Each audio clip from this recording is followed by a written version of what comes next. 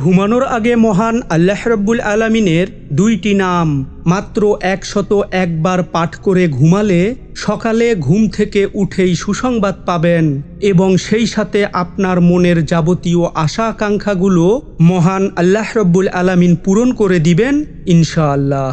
আসসালামু আলাইকুম ওয়া রাহমাতুল্লাহ। সম্মানিত দর্শক মণ্ডলী, মহান আল্লাহ রাব্বুল আলামিনের ৯৯টি গুণবাচক নাম রয়েছে। তার মধ্যে একটি নাম হলো আস-সামাদ, যার বাংলা অর্থ হলো অমুখাপেক্ষী, অর্থাৎ আল্লাহ তাআলা কারো মুখাপেক্ষী নন, কিন্তু বাকি সকলেই আল্লাহর মুখাপেক্ষী। আর আল্লাহ হলো মহান আল্লাহ রাব্বুল আলামিনের জাতি নাম। আমরা এই দুইটি নাম একসাথে পড়ব, যেমন আল্লাহুস সামাদ।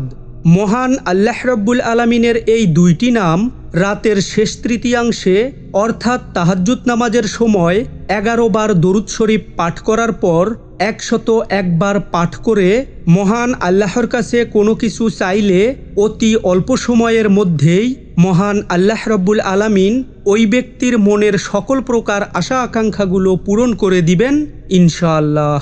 সম্মানিত দর্শক মণ্ডলী, আপনার যদি রাতের শেষ তৃতীয়াংশে পড়তে সমস্যা হয় তাহলে আপনি রাতে ঘুমানোর আগেও এই আমলটি করতে পারেন।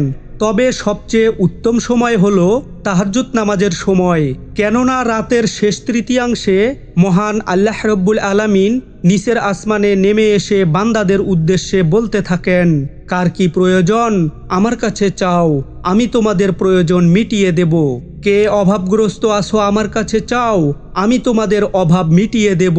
কে ঋণগ্রস্ত আছো আমার কাছে চাও, আমি তোমাদের ঋণ পরিশোধ করার তৌফিক দেব। সুবহানাল্লাহ।